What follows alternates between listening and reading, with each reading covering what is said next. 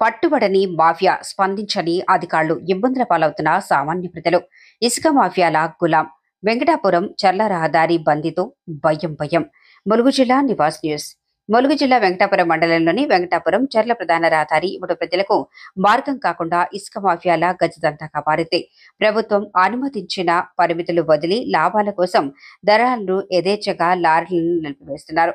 కిలోమీటర్ల మేర లారీలు వరుసగా కూర్చుని ఉండటం వల్ల రహదారి శ్వాస ఆడలేని స్థితికి చేరింది.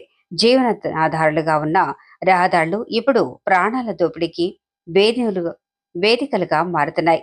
అత్యవసర వాహనాలు, అంబులెన్స్లు, పాఠశాల బస్సులు, ప్రయాణికుల వాహనాలు ఈ ఇసుక లారీ జామ్లో చిక్కుకొని జనజీవనాన్ని శ్వాస ఆడనివ్వటం లేదు.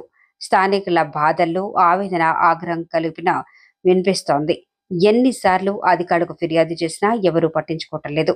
ఈ రహదారులు ప్రజల కోసమా లేక ఇసుక లారీల కోసమా అని ప్రశ్నిస్తున్నారు. ఇది కేవలం ట్రాఫిక్ సమస్య మాత్రమే కాదు. రహదారులు పాడైపోవటం, పర్యావరణం కలుషితం అవ్వటం, గ్రామాల ప్రశాంతత చెదిరిపోవటం ఇవన్నీ ఇసుక లారీ దాహానికి మూల్యం చెల్లిస్తున్నాయి. కానీ ఆశ్చర్యకరం ఏమిటంటే పట్టుబడని మాఫియాలు, స్పందించని అధికారులు, ఇబ్బందుల పాలవుతున్న సామాన్య ప్రజలు అనే దుస్థితి రోజురోజుకు మరింతగా బయలుపడుతోంది.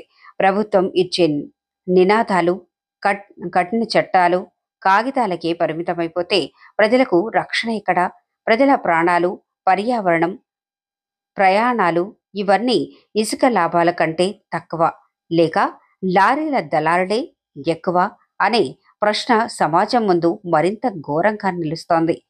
జీవనధారులు, ప్రాణాల దోపిడీ.